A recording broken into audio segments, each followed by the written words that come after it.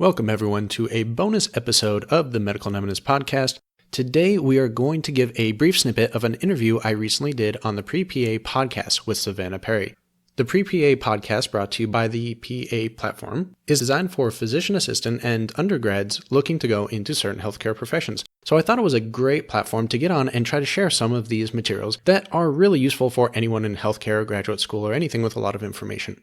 Here's a brief snippet, and for the full episode, go to thepaplatform.com or download the Pre-PA podcast episode.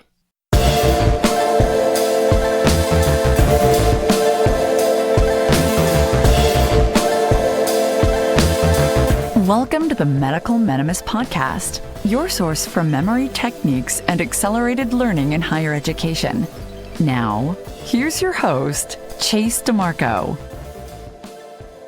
So where did that interest originally come from when it comes to study techniques? Was that more of a personal thing or seeing others struggle?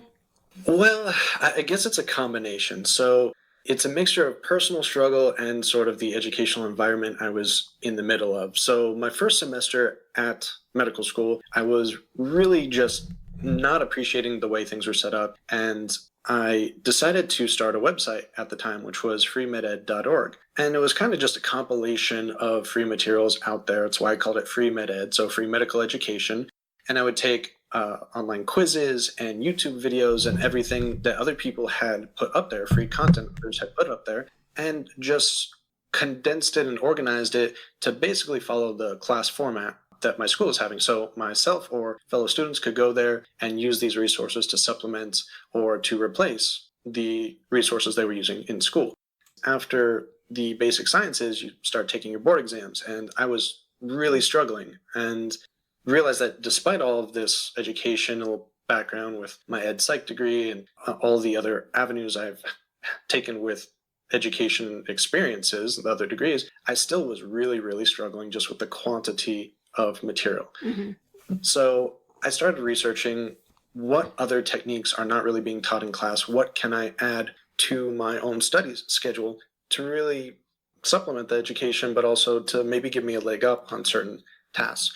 It was around this time that I was also diagnosed with dyslexia, so kind of an odd age to run into that, but I just was struggling so much with certain aspects of reading comprehension and memory that I wanted to go get checked out and see if there's anything more serious wrong. And they gave me the diagnosis of that and said, you are going to struggle with certain materials, especially when it comes to reading materials, textbooks. Well, that's a huge part of a lot of medical training, or any healthcare education training. So I had to find something else that was going to help. And that's when I came across a book in the library when I was finishing up a study session on speed reading. Picked up the book and started skimming through it and started doing some more research online, seeing what other classes and resources were available, and really just went down this rabbit hole for a couple of weeks, finding different speed reading techniques, different mnemonic techniques, different training resources that are out there that a lot of people really praised. So I started experimenting with it a little bit. With the studying thing, so my husband is a physician. He just finished residency. So I kind of watched him go through things. Went through PA school at the same time. We were in undergrad together, and we studied completely differently. And I don't know that it took me a very long time to figure out what works for me. And even then, I don't know that it was the best or most efficient way of studying. So it sounds like a lot of your studying techniques and tips are kind of about the efficiency of studying when you're in these, especially grad level programs where, you're getting thrown tons of material, tons of tests really, really quickly.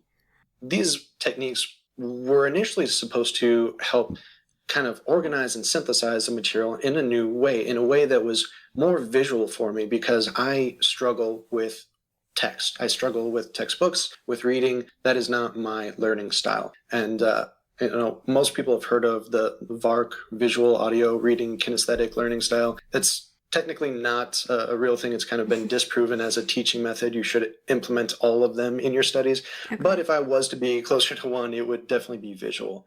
So learning some of these visual mnemonic techniques, which is kind of what speed reading led me into, is what really helps. So a lot of students probably are aware of either Picmonic or Sketchy. And luckily, I've had both of those guys on. Well, multiple guys from those shows. And also Osmosis is doing a lot of stuff in visual mnemonics. I've had all of them on the show, kind of explaining their different techniques for it. And everyone has a different technique. Every single person I interview has a different way they approach it. And that's great.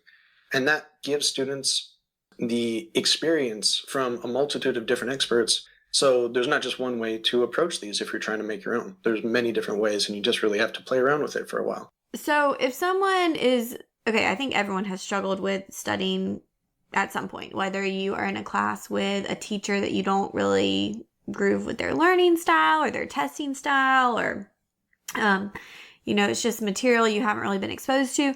How can someone initially, figure out what works best for them? Are there tests or things they can do? Well, when it comes to that, it is really tricky, and everyone you talk to is going to say something different. And unfortunately, to my knowledge, there's no validated test that's going to say what is the exact best method, because there's just too many different methods depending on the type of material. So my advice is generally to try a little bit of everything, and also to try them in a few different scenarios, because what really didn't work over here might work really good over there. So between the different more accelerated learning techniques is kind of what I chunk speed reading and mnemonics into.